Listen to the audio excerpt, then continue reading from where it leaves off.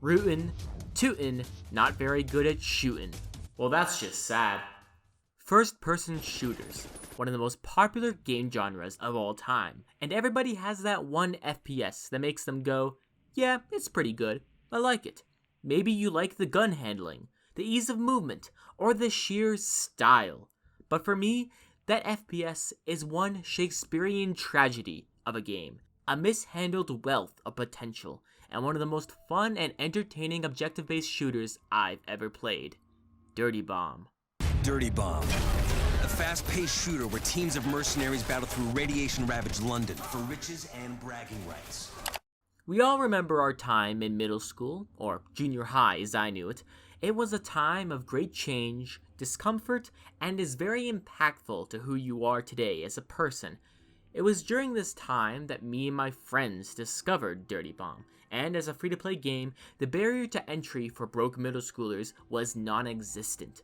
Of course, being a free-to-play game, it didn't evoke much confidence in the game's quality, but the superior gameplay and personality of Dirty Bomb raised it above the poorly made free-to-play rabble.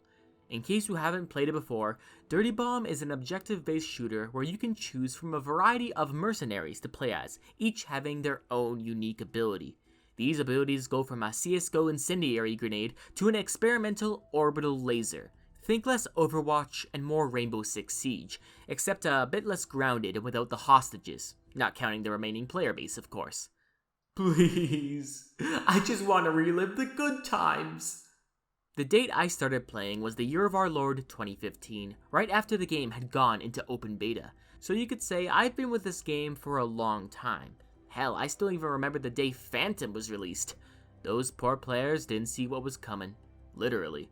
Through 6 years and almost 450 hours of playtime across multiple accounts, I've seen new characters, new game modes be released, those game modes be removed, and the slow, agonizingly painful death of players and development.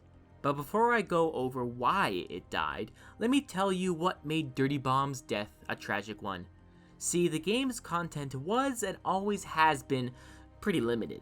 By the end, it only had 9 maps and 2 game modes after Execution got taken out back and executed, taking a game mode and 3 maps with it. Yes, pun intended.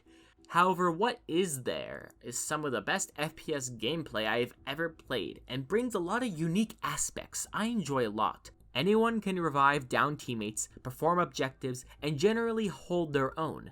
Of course, certain mercs do certain actions better, but with this, there isn't anything locked out for you just because you don't have a merc. This is important because you only start out with 2 permanent ones, and you gotta unlock all the others with credits or real money. Free-to-play games always gotta have some money-prodding system, but at least Dirty Bombs wasn't egregious. See, you might think that these starting mercs suck to incentivize you to buy the others, but that is far from the case. A skilled and mobile shotgun aura is more terrifying than anything in this world, trust me. This is because, more so than being merc-based, Dirty Bomb is skill-based. Medics can mow people down, engineers can wipe entire teams, and snipers can sit in the back and contribute nothing. Using default cards were just as viable in a skilled player's hand than a Cobalt, even before they had all 3 augments. These aspects led to the growth of a small but very dedicated community. They would polish their skills and make their own competitive tournaments, with the more experienced players becoming obscenely good at the game. My 450 hours of playtime was nothing compared to these epic gamers. Not to mention, I'm just not very good in the first place. But more so than just being a good game, Dirty Bomb held a special place in my heart.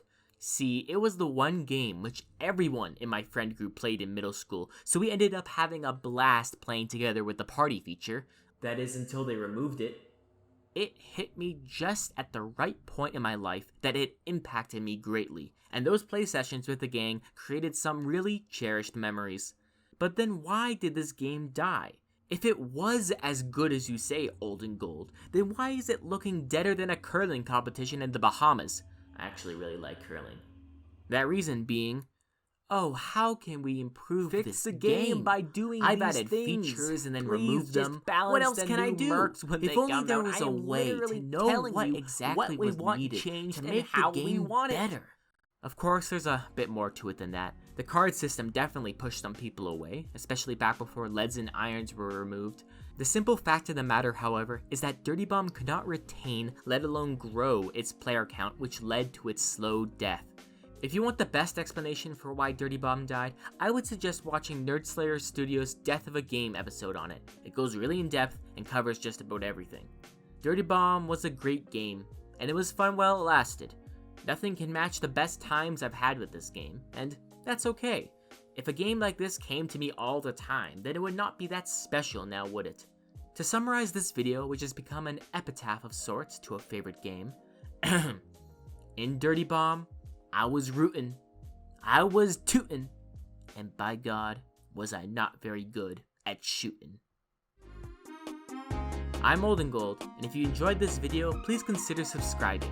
And if you want to see my abstract ramblings on famous 90s sitcom Frasier, follow me on Twitter at Oldengold with a 1.